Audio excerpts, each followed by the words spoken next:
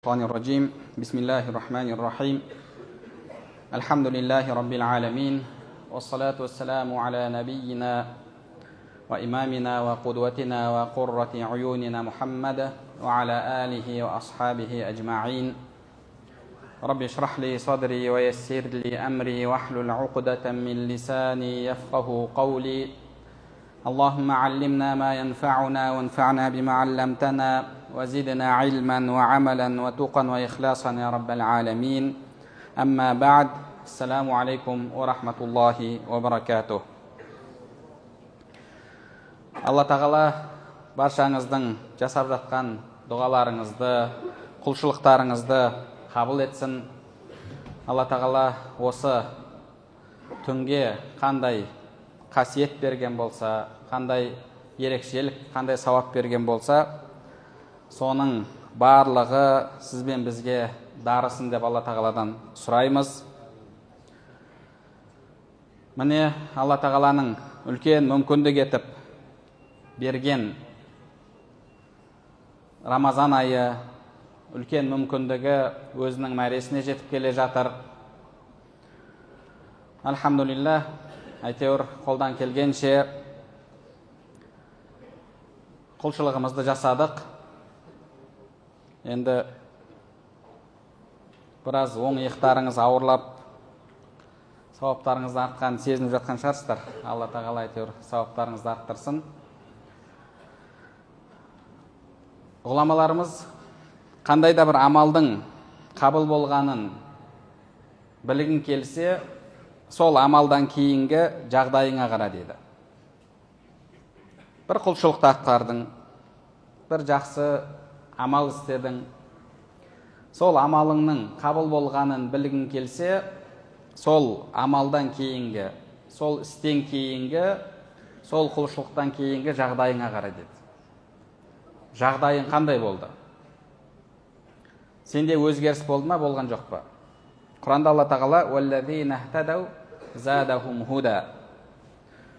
Тура жол тапқандардың Алла тағала туралығын арттырады деді. Тағы бір аятта «Уәлләзина жахаду фина ланахдияннахум субулана». Біздің жолымызда әрекет еткендерді біз тура жолымызға салып қоямыз деді. Яғни сізден шынайы әрекет болса, ықыласпен, Алла тағала сол әрекетіңізді қабыл етсе, онда оның нәтижесі көрінеді. Нәтижесі қандай? Нәтижесі сол амалдан, сол құлшылықтан кейін сізде өзгерістің болуы. Енді бір ғұламаның айтқан сөзі бар ғой. Шынайы намаз, шынайы құлшылық, немесе шынайы намаз бұл мешіттен шыққаннан кейін басталады деді. Шынайы ораза бұл Рамазан айы біткеннен кейін басталады. Шынайы қажылық қажылықтан келгеннен кейін басталады деді. Неге үйтіп айтып жатыр?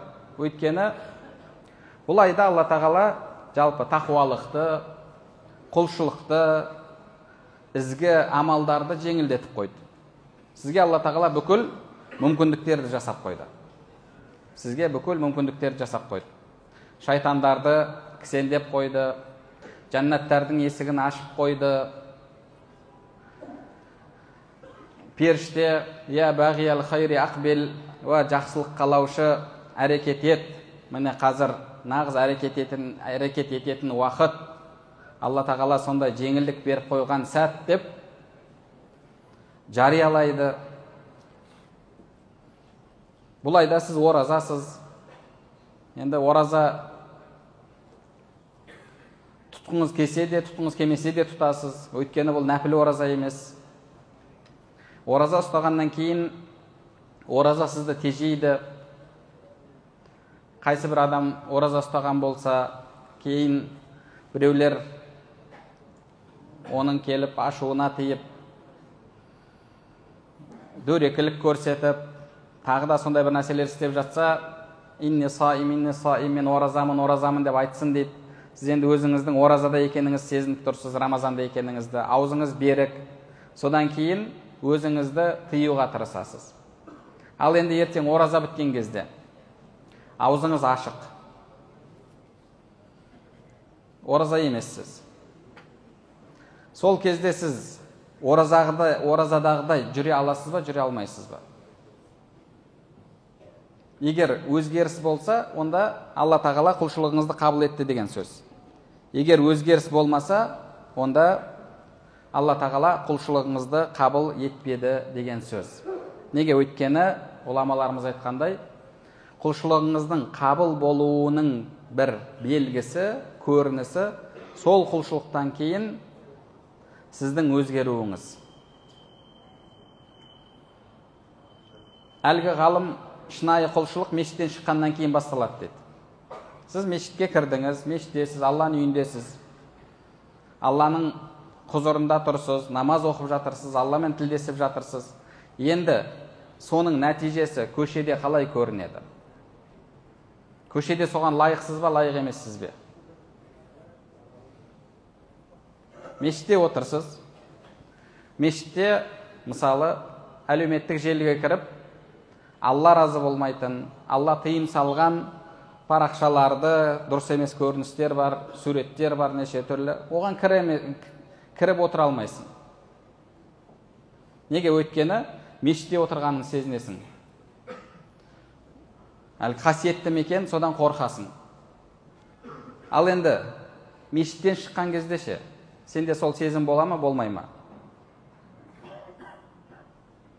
Қазір жалпы сондай әңгіме бар. Ер адамдар сағаттап туалетке кіріп кетеді дейді. Кіруінің басты себебі сол туалетте телефон көріп отырады. Телефон шұқылап отырады. Өзіңді тура сол мешіттегідей сезінесің бе, сезінбейсің бе?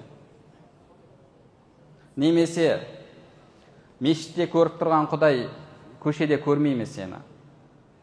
Мешітте сауап күнәні жазып жатқан періштелер мешіттен шыққаннан кейін сауап күнәні жазбай ма? Сіздің мешіттегі құлшылығыңыздың көрінісі сыртта көріну керек. Адамдар қажылыққа барып, қажылықта еңіреп, жылап, дұғасын жасап, әсерленеді. Ол табиғи нәрсе. Неге? Өйткені мекен сондай, уақыт сондай. Адамға мекеннің, уақыттың әсері ерекше. Мысалы, сіз кеше түнде құлшылық жасаған болсаңыз, кеше түндегі сезім мен бүгінгі сезім екеуі бірдей ме? Бірдей емес. Неге? Өйткені сіз бүгін 27-ші түн, басым көпшілік ғұламалар қадір түні осы түн болуы мүмкін деген көзқараста айтқан, тіпті сахабалардан сондай сөздер келген. Сіз соның барлығын білесіз, сіздің ойыңызда тұр. Қазіргі заманауи тілмен айтқанда, коучтардың түп санаңызда, былайша айтқанда, сол сіздің не тұр? Программа, установка. Сонымен сіз ерекше сезімдесіз. Енді қазір ойлап қараңыз. Біз осында тастақта отырып бір ерекше сезімде болып жатырмыз. Хатым болып жатыр, қадір түні болып жатыр, уағыздар болып жатыр. Ал енді тура осындай жағдайды қазір Меккеде басынан өткізіп жатқан адамдар қандай сезімде? Ойлап қараңызшы. Бір намазың 100 000 деген қасиетті мекенде, тура алдарында Кааба, Рамазан, 27-ші түн, қандай сезімде олар оқып жатыр? Ондай кезде сіздің әлгі көзіңізге жастың келуі, иманыңыздың артуы, ол табиғи нәрсе. Иман артады ондай жерде, күшейеді. Неге? Өйткені бағанағы обстановка дейміз ғой, мекен, заман, әлгі жағдай барлығы соған әсер етіп жатыр. Енді мүмкін сол жақта айлап жатқан гидтер ол сезімді сезіне алмай жүрген шығар.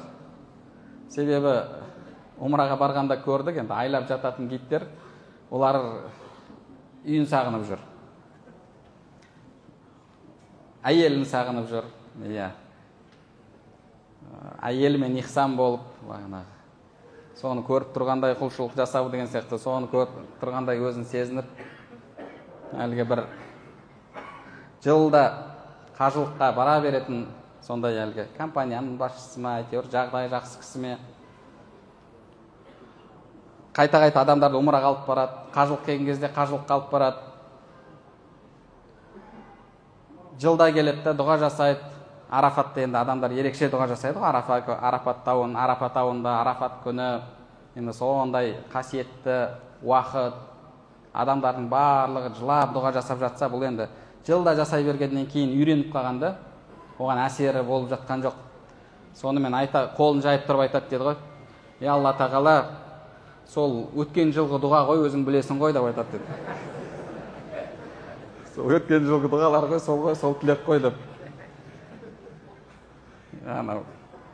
Бұрын жазылған постың, мысалы, тура сол күн келген кезде напоминание болып келеді ғой, сөйтіп қайтадан поделиться етіп қоясың ғой, сол сияқты Алла тағала сол өткен жылғы дұға ғой деп айтады деді. Сондай біреулер болмаса, енді басқа жағдайда барған адам ерекше әсерленеді. Енді маңыздысы сол әсердің басқа уақытта мүлдем жоғалып кетпеуі. Оның түсуі табиғи нәрсе. Табиғи нәрсе түсуі, яғни сіз әрдайым бір деңгейде, имани бір деңгейде, рухани бір деңгейде жүре алмайсыз. Мысалы, бір уағыз тыңдап шығасыз, әсерленесіз, көзіңізге жас келеді, соның әсерімен бірнеше күн құлшылық жасайсыз. Кішкентай кезімізде, мысалы, енді қазір көбейіп кетті ғой, ютубында, басқасында бар, бұрын апталап бір киноны күтетін едік. Сол киноны көріп алып, кунг-фу жайында шыққаннан кейін, әйтеуір айналып тепкен болып, үйтіп, әлі киноның әсерімен. Сол сияқты уағыз тыңдаған кезде оның да әсері болады. Бірақ 3-4 күннен кейін әсері азаяды. Сол үшін де пайғамбарымыз саллаллаху алейхи уассалам Алла жолында дүние жұмсауға сахабаларын шақырып, қызықтырып, уағыз айтқаннан кейін адамдар дүниелерін әкелетін болған. Абу Бәкір радиаллаху анху бүкіл дүниесін алып келіп, я Расулалла, міне Алла жолында дейді. Пайғамбарымыз сұрайды, үйіңе, отбасыңа не қалдырдың дейді. Үйіме, отбасыма Алланы және Алланың елшісін қалдырдым, бізге сол жетеді дейді. Пайғамбарымыз қабылдайды. Омар радиаллаху анху келеді, көп дүниемен, үйіңе не қалдырдың дейді. Осының жартысын қалдырдым дейді. Яғни дүниемнің жартысына кеп беріп жатырмын дейді. Пайғамбарымыз саллаллаху алейхи вассалам оны қабылдайды. Тағы да басқа да сахабалар болған, солай бүкіл дүниесін алып келген. Тек қана Абу Бәкір емес. Басқа да сахабалар болған, бүкіл дүниесін алып келген. Омар радиаллаху анху сияқты жарты дүниесін алып келген. Бірақ пайғамбарымыз саллаллаху алейхи вассалам олардан қабылдамаған. Жоқ, сен мысалы бағана 10-нан бірін бер, 5-тен бірін бер, саған сол жетеді деп, бүкіл дүниесін, немесе дүниесін жартысын қабылдамаған. Неге? Өйткені пайғамбарымыз саллаллаху алейхи вассалам ол кісілердің ертең уағыздың әсері кеткеннен кейін кішкене іштері ашып, уағыздың әсері қатты өтіп кетіпті, кішкене аздау берсем де болар еді деген сияқты сондай бір жүректерін, ойлардың мазалайтын пайғамбарымыз саллаллаху алейхи вассалам біледі. Сол үшін олардан қабылдаған жоқ. Әркімнен өзінің иманының деңгейінде қабылдады. Ал енді бірақ ойлап қараңыз, әлгі сахаба, бірнеше күннен кейін иманы әлсірейтін сахаба, уағызды естіген кезде Абу Бәкір радиаллаху анху сияқты ол да бүкіл дүниесін әкеліп тұр. Уағыздың әсері мықты болып тұр. Сол сияқты, яғни бұндай жағдайларда адам ерекше сезімде болады. Ал бірақ енді шынайы күрес, шынайы сіздің тақуалығыңыз, Құдайдан қорқатындығыңыз, Құдайдың бақылап тұрғандығын сезінетіндігіңіз, ол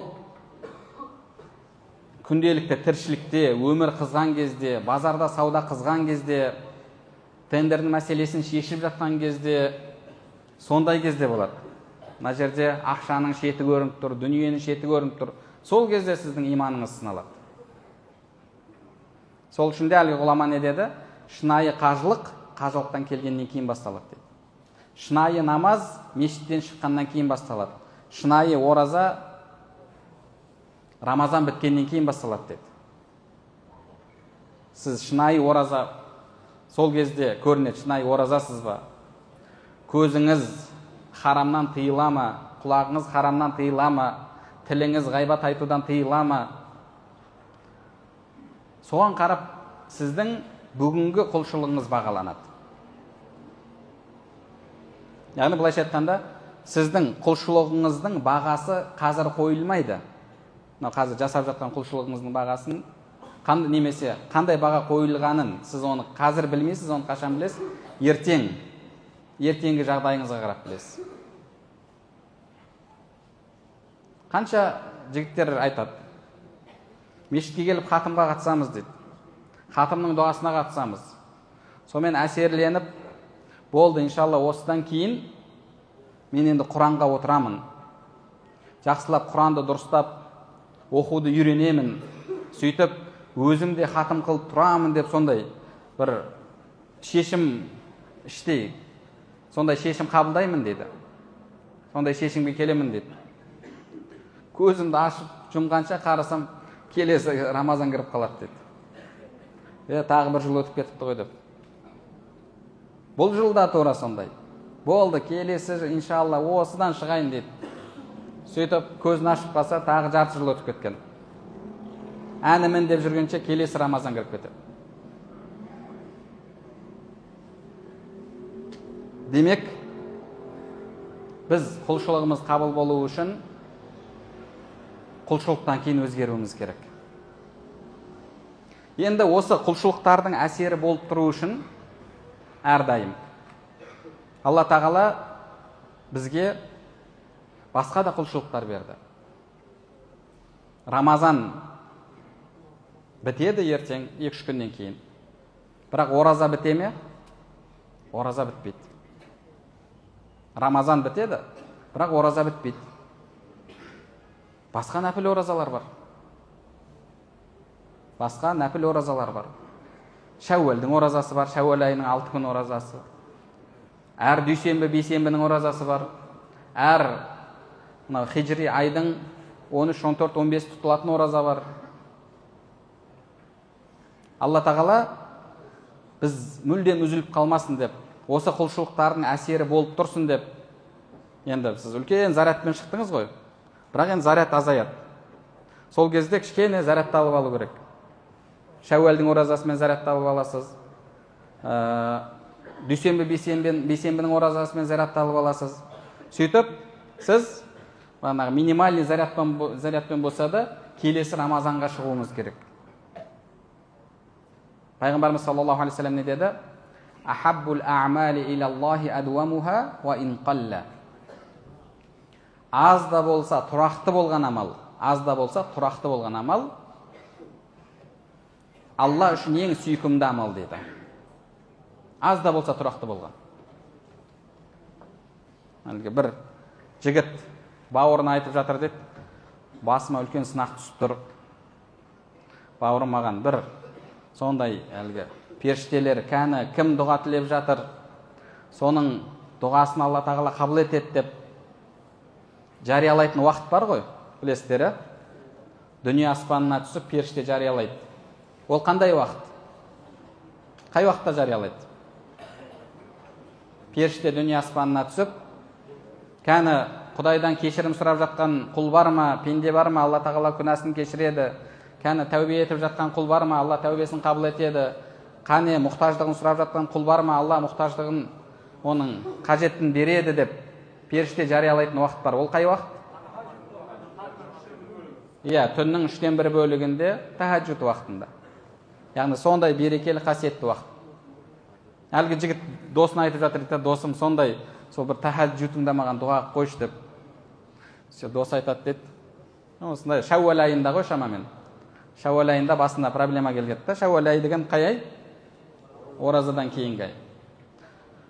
Дос айтады деді, бауырым деді. Өтініш бір. Таң намазынан кейін, или 5-нен кейін, болмаса 2-нті асыр намазынан кейін құптаннан кейін деп айтшы депті. Тахаджудте деп айтпашы. Менің ол дұғамды сен күту үшін тағы 1 жыл өтіп 27-ші Рамазан келу керек қой деп айтады дейді. Сол 27-ші Рамазан болған кезде жұртпен бірге келіп осылай таң намазына дейін отырады. Сол уақытта тахаджуд оқиды. Одан кейін басқа уақытта тахаджуд жоқ та ода. Айтады дейді, сен ондай дұғамды 1 жыл күтуің керек, одан да маған бір жеңіл уақытты айтшы деп айтады дейді. Таң намазынан кейін, немесе 5-нен кейін, сол күнде оқып жүрген намазымнан кейін саған дұға жасап қояйын деп. Демек, тағы бір хадисте келеді. Әл-кафирул мунқати, әл-қалилу даим хайру мин әл-кафирил мунқати деп. Аз да болса, тұрақты болған нәрсе көп болып үзіліп қалған нәрседен жақсы дейді. Аз да болса тұрақты болған. Имам Ғазали деген үлкен ғұлама бұған жақсы бір мысал келтіреді. Су мен тастың мысалын келтіреді. Сен дейді бір тастың үстіне теңіздің суын құйып жіберсең, тасқа оның ешқандай әсері болмайды деді. Бар болғаны тас судың астында қалады. Одан басқа әсері болмайды деді. Ал бірден құйып жіберсең. Ал енді сол тасқа суды тамшылатып қойсаң дейді, тамшылап тұр. Бірден құйып жіберген жоқсың теңіздің суын. Суды тамшылатып қойдың. Ол белгілі бір уақыттан кейін не істейді? Таста теседі. Тасқа әсерін берді ме? Әсерін берді. Тұрақты амал да тура сондай дейді. Тұрақты амалдың эффекті әсері сондай дейді. Сол үшін де өзімді бірінші, сосын сіздерді тұрақтылыққа шақырам. Ораза бітті, оразан бірге бәрі бітті болмасын. Әлгі әзіл деп айтатын сөз бар ғой, оразбай ораз гүлдер деп. Оразбай ораз гүлдерден болмайды. Тек қана оразада Құдайын танитын. Құранмен әрдайым бірге болайық. Құранмен бірге болайық. Үйдегі құрандарымызды шаң басып қалмасын. Пайғамбарымыз саллаллаху алейхи ва сәлләмнің Алла тағала Құранда шағымын бізге айтады. Пайғамбарымыз шағымданады Раббысына. Не деп шағымданады? Я Рабби, инна қауми иттахазу хазал Құр'ана махджура.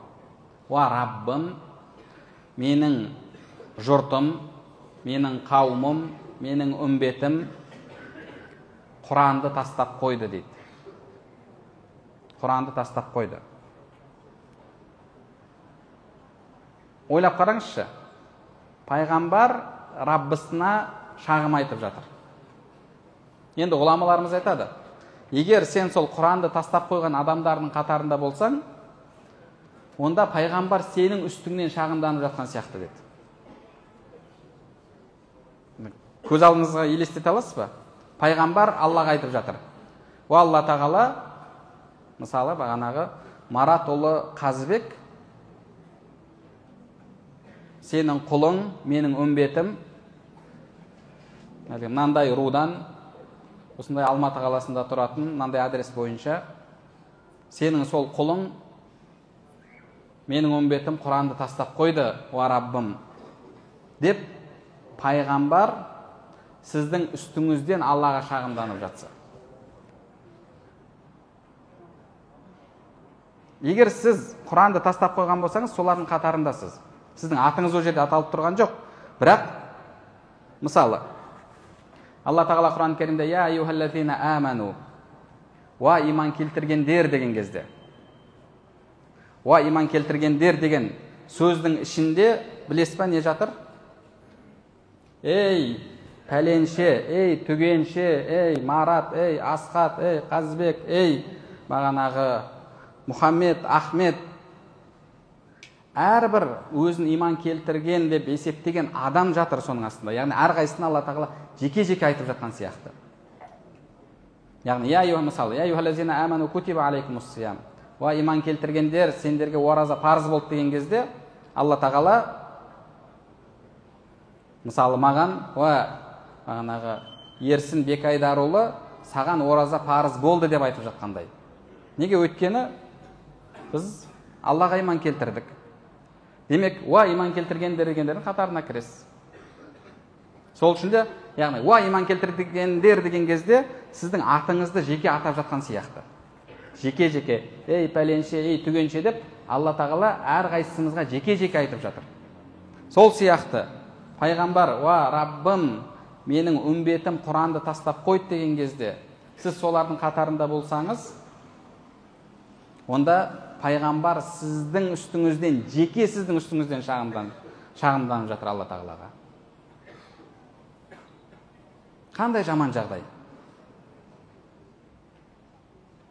Имам Ибн Касир осы аяттың тәпсірінде айтады, кім Құранды тыңдауды тастап қойса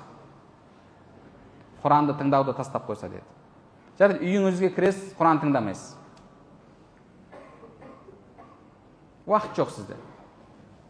Көлікке отырасыз. Қашан соңғы рет көлікке отырған кезде Құран қойдыңыз? Немесе көлігіңізде тек қана русский радио, қандай тағы бағанағы, казахский радио, тағы бір нәрсе радио, аспан, жер, қандай тағы радиолар бар? Аспан радио, жер радио, тағы басқа радио, тек қана сондай тұра ма сізде? Қашан Құранды соңғы рет тыңдадыңыз? Уақыт бөліп көретініңіз, мысалы, таңертең кешке дейін приколдар, релістер, сағаттап көріп отырады адамдар. Имам Ибн Касир айтады, кім Құранды тыңдауды тастап қойса дейді. Кім Құранға амал етуді тастап қойса, кім Құраннан шипа іздеуді тастап қойса, кім Құранды оқуды тастап қойса, солардың барлығы осы Құранды тастап қойды дегендердің қатарына кіреді дейді. Сол үшін де, құрметті бауырлар, Рамазан бір ай. Рамазан біткенімен ораза біткен жоқ. Тарауих біткенімен түнгі намаз біткен жоқ. Пітір садақасы біткенімен басқа уақытта беріле беретін садақалар біткен жоқ. Біз керісінше осы айдан заряд алып, соны басқа айларда жалғастыруымыз керек. Сол кезде бізде өзгеріс болады.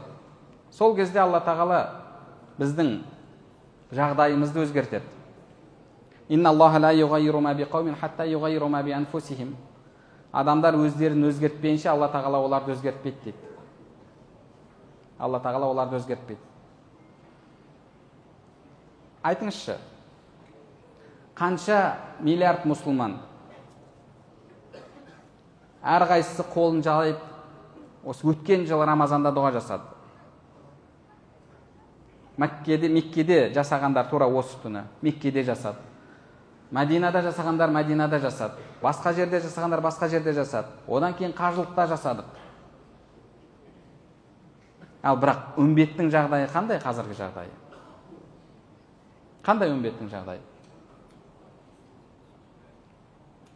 Мысалы, бүкіл әлемнің көзін бақырайтып қойып, таяу шығыстағы бауырларымызды ашықтырып жатыр. Жанында қанша көршілері тұр мұсылман. Бір тамақ кіргізіп бере алмай жатыр. Мен біздің жағдайымыз, мұсылмандардың жағдайы. Сондай бір бейшара жағдайдамыз. Неге? Өйткені бізде барлық нәрсе сезонный. Мешіттен шығамыз, болды, Құдайды ұмытамыз. Қадір түні бітеді, Құдайды ұмытамыз. Пайғамбарымыз саллаллаху алейхи вассалам хадисінде айтты ғой, сондай бір уақыт келеді деді.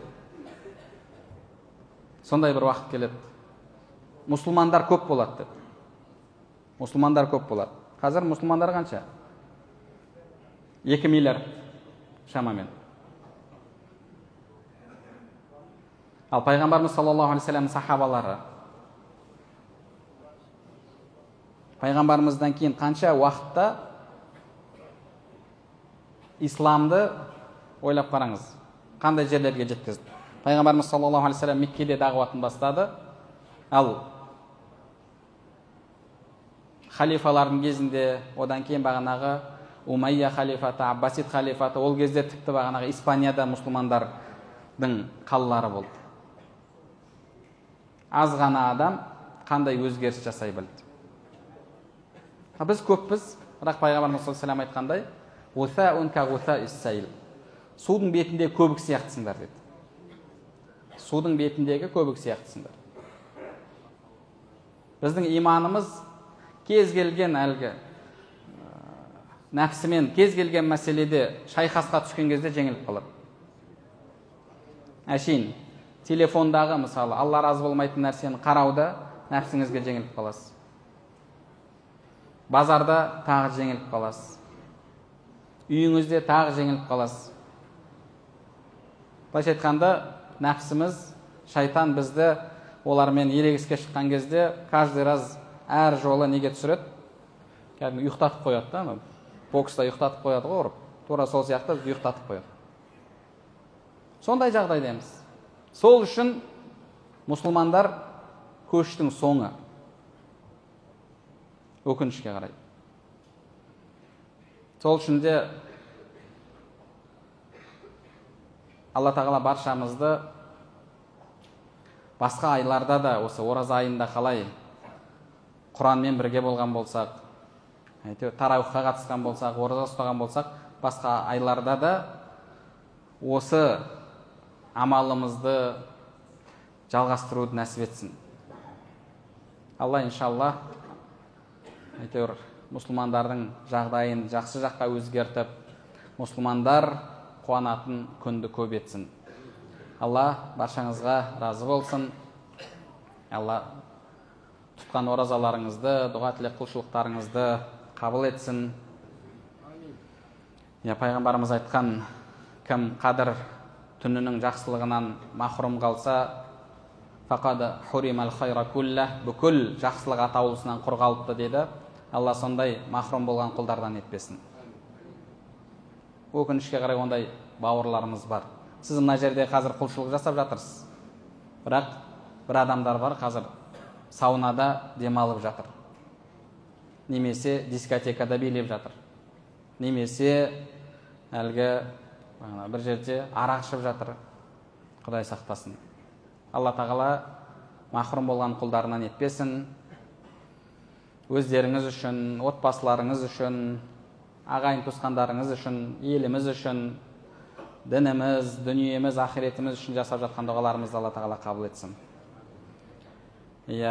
Алла тағала ертең Райян есігінен кіруге лайық болған пайғамбарымыз айтқан: "Мән сама рамадана иманан ва ихтисабан ғуфира лаху ма тақаддама мин замби". Кім Рамазанның оразасын иманмен, тақуалықпен, Алладан сауабын үміт етіп тұтса, оның күнәлары кешіріледі деді. Тағы бір хадисте: "Мән қама лейлатал қадр", немесе "Мән қама рамадана иманан ва ихтисабан ғуфира лаху ма тақаддама мин замби". Кімде-кім Рамазан айының түнін құлшылықпен өткізсе, оның күнәлары кешіріледі деді. Тағы бір риуаятта: "Кім қадір түнін құлшылықпен өткізсе, оның күнәлары кешіріледі" деді. Алла тағала сол жақсылықтардың барлығын сізбен бізге нәсіп етсін. Қазір енді иншалла үтір намазын оқимыз. Одан кейін сәресі таратылады. Өйткені 3-тен бастап таратсақ ары қарай үлгере алмай қаламыз деп жатыр. Сол үшін де таратыла бастайды. Енді жеткен бойынша жеп, сол аузымызды бекітуге әрекет ете береміз. Енді мешітте хатым Құран біткенімен тарауих біткен жоқ, білесіздер. Ертеңде тарауих бар. Ары күні тағы да пайғамбарымыз қадір түн іздеңдер деген түндерінің бірі 29-ші түн. Ол түнді де өз деңгейінде, үйде болса да құлшылықпен өткізуге тырысайық. Бұйырса сәрсенбі күні болады ғой, 10 сәуірі. Сәрсенбі күні айт намазында осылай жиналуымызды, бас қосуымызды нәсіп етсін. Сәрсенбі күні таңғы 6:30-да айт намазын оқимыз. Айт намазына үйде енді таң атқаннан кейін үйден бір нәрсе жеп, кофе ішіп, печенье жеп жейсіз ба, болмаса тағы басқа үйіңізде не бар, соны жеп келесіз. Пайғамбарымыздың сүннеті сол. Не үшін? Ол күніңіз мынау Рамазандағы күндеріңізге ұқсамау үшін. Неге? Өйткені ол күні ауыз берік болатын күн. Тіпті бізде ораза ұстауға харам болған күн деген кезде осы Рамазанның бірінші айт күні, құрбан айт күндері ораза ұстауға харам болады екен. Неге? Өйткені ол күні сіз Құдайдың қонағысыз. Ол күні Құдайдың қонағысыз. Қонаққа барғанда дастархан жайылған кезде аузын бері кет деп отырмайсыз. Енді сол үшін де Пайғамбарымыз саллаллаху алейхи вассалам таң атқаннан кейін құрма жеп мешітке шығатын болған. Мешітке дегенде мешітке емес, енді Пайғамбарымыздың кезінде Мәдинаның сыртына бағанағы алаңға барып айт намазын оқитын болған. Біз енді сізбен біз мешітте оқимыз. Бұйырса 6:30-да айт намазы оқылады. Алла тағала баршаңызға келе жатқан айтты құтты берекелі етсін. Алла тағала келесі жылы да дәл осылай төрт көзіміз түгел иманмен, тақуалықпен бас қосуымызды нәсіп етсін. Баршаңызға Алла разы болсын. Тағы да Алла тағаладан бүкіл осы амалдарымыздың қабыл болуын сұраймыз. Және пітір садақасын айт намазына дейін беруді естен шығармаңыздар. Баршаңызға Алла разы болсын. Ассаламу алейкум ва рахматуллахи.